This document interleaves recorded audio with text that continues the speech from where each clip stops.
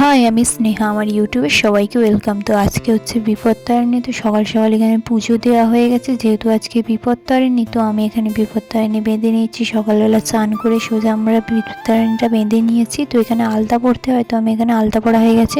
পড়তে দিয়েছিলাম এক করে, আর হয়ে গেছে আর এক। তো এখানে একটু গজা খেয়ে নিচ্ছিলাম, মিষ্টি খাই না, তবু একটু একটু যেহেতু খাবো, যেহেতু আজকে ভাত টাত খেতে নেই, তাই জন্য এইসবই খেতে হবে। তো আগের দিন মেলা থেকে জিলিপি গজা কিনে এনেছিলাম, সেটাই খাচ্ছিলাম।